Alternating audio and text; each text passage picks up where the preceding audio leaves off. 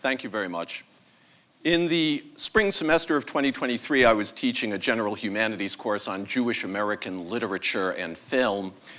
And towards the end of the semester, I assigned the classic 1979 buddy comedy Gene Wilder and Harrison Ford starred in called The Frisco Kid. Gene Wilder plays a naive rabbi Avram in the year 1850, coming from Poland and making his way across the Wild West to get to a pulpit job in San Francisco. He is befriended by Tommy, a bank robber, and the two of them become very close. So I thought this would be a fun thing for the students to watch at the end of the semester, and along with this, I had an assignment that I had given several times over the course of the semester where students had to choose some passage out of a text we'd read or a film, and they had to explain why they found it interesting or annoying or funny, and then they had to connect it to something else that we had read or watched over the course of the semester, something about Jewish religion or Jewish life in America or Jewish home life. And so one student hands in a paper, and they focused on this beautiful scene of intense physical comedy in the movie, where Avram and Tommy are on a raft going down a wild, raging river, and the raft is coming apart. And we know already that Avram can't swim, and Tommy can, and he dives off the raft and says, "I'm going for help." And meanwhile, here's poor Gene Wilder, Avram, trying to hold the raft together, and it's shredding around him, and he's, doing all sorts of physical contortions to get there, and it looks like it's going to be all up for him. And just as he goes into the drink, who should show up but Tommy, coming around the bend with a group of Native Americans in canoes, and he's saved. Great scene. One problem: it's not in the movie. The student's paper also exhibited some other peculiarities. I had worked with this student all semester. I knew what their writing was like, and it just didn't quite sound like them. And when I confronted them, sure enough, they immediately fessed up that they had not watched the film, and they had simply put a prompt into ChatGPT and generated the paper that way. Yes. One more device for cheating: generative AI. And it is true that clearly, at least as far as the language arts, reading, writing, teaching of reading and writing, professions that involve reading and writing, as far as they're all concerned, generative AI represents the end of human society as we know it. And so, what are we going to do? I argue that generative AI, in relation to language-related issues, is probably one of the most dangerous things to happen in the history of language. But while the danger is greater in scale, it is no different in kind than the advent of writing and the advent of the printing press. Now, I understand that we're not used to thinking of writing and the printing press as dangerous things. After all, we write all the time and nobody gets hurt. We have printers in our offices, on our desks, in our homes. We can make thousands of copies of anything we want to. But therein, of course, lies the problem that we forget sometimes. We can make thousands of copies of anything we want to. We can lie and cheat and steal and falsify with an even greater capacity. But interestingly, when it comes to writing and printing, we've normalized the danger in response to the value of the tool. And this is what's going to happen with generative AI. But to persuade you about the dangers that perhaps, you think, what danger is there? I take you back to Plato. Plato, in his dialogue, the Phaedrus, famously attacks writing. He says, writing is terrible. It will be the death of memory. And he was right. If you go to the grocery store for 6 items and you don't write them all down, you will come home, yes, you laugh, you know where I'm going, you will come home with 4 correct ones, 3 incorrect ones, and the one that you needed most crucially will be the one you didn't get. Secondly, Plato says, writing will destroy the authority of the author. And he's right about that. As soon as you write something down and send it off into the world, if I'm in class with a student and I see they're not understanding what I'm talking about, I can re-say it to them. I can get them to see the truth My truth, sorry. If they ask a question, I can answer it if they don't understand. I can have them say it back to me. But once it's in writing, all bets are off. We struggle with this to the present day. I would argue that the biggest mistake God ever made was allowing somebody to write down Holy Writ, because now anybody can interpret the Bible. Didn't take it to mean anything. You know, God would just simplify things if periodically he'd come down and he'd say, "No, that is not what I meant." But no, this is the danger of text. And we normalize that danger. We like writing. Writing works for us.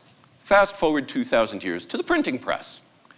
By the time the printing press came along, medieval European, late medieval, early Renaissance European rulers knew this was dangerous. In fact, you couldn't have a printing press in England without a license directly from the crown, because they recognized that it would be upsetting to the existing social order. And sure enough, it was.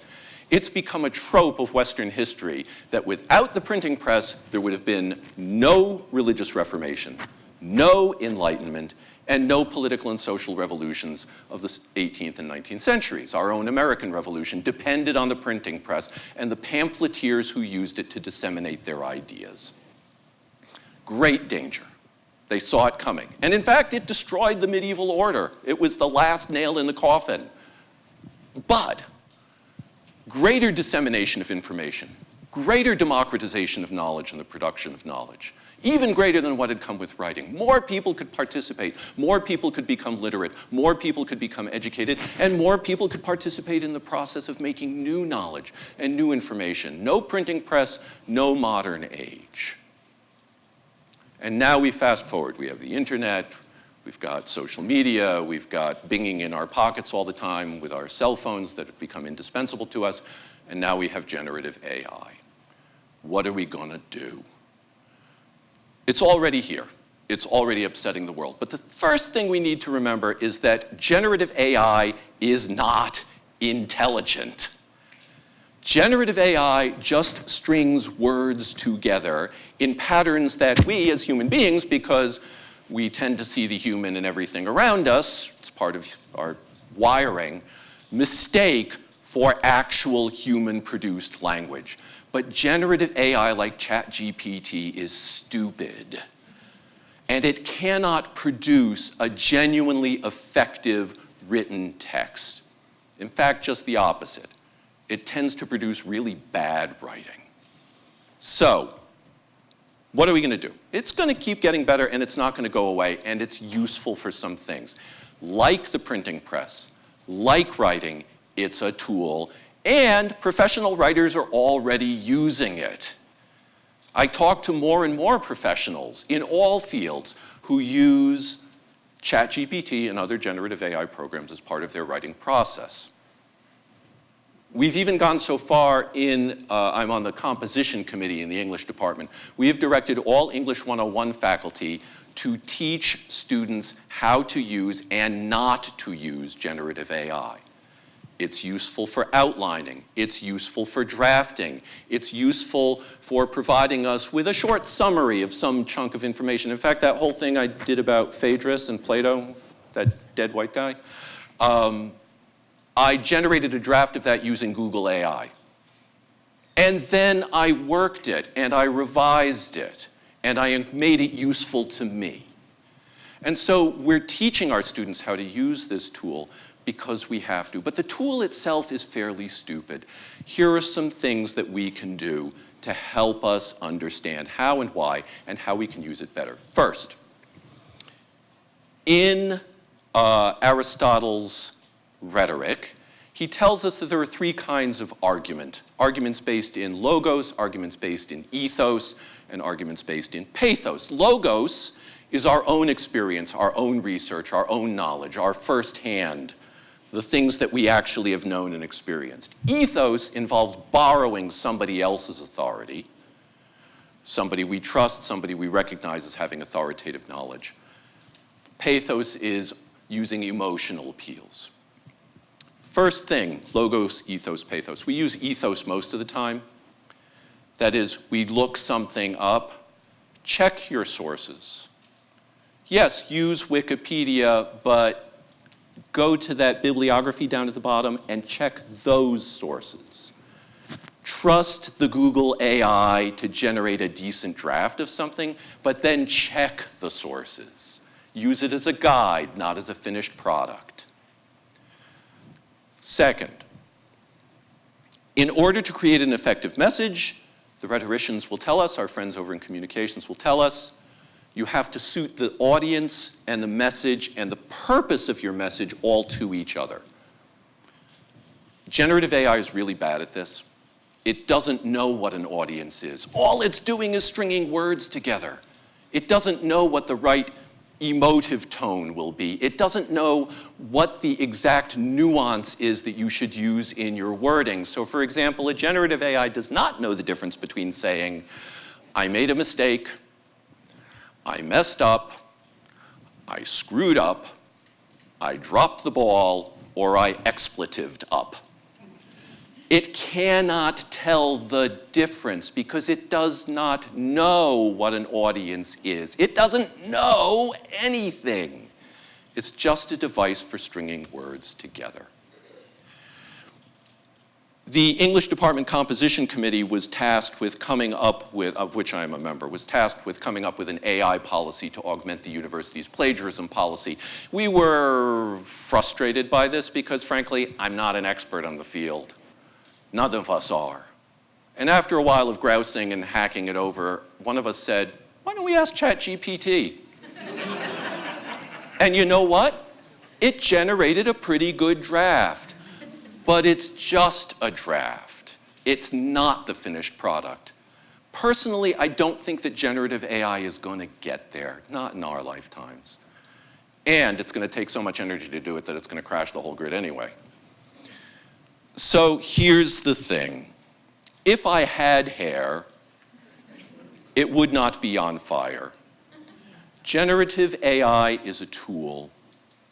It's like a hammer. You know the old saw. You can use a hammer to build a house. You can use a hammer to smash something. Or you can use the hammer creatively to prop up the short leg of the wobbly table. Not the thing that the hammer was intended for, but human beings are creative in ways that generative AIs aren't. And I don't think they're going to be. They're very good for narrow tasks.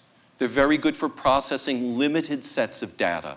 But a general AI, a broad AI that we're going to be able to talk to like C3PO, it's not happening yet.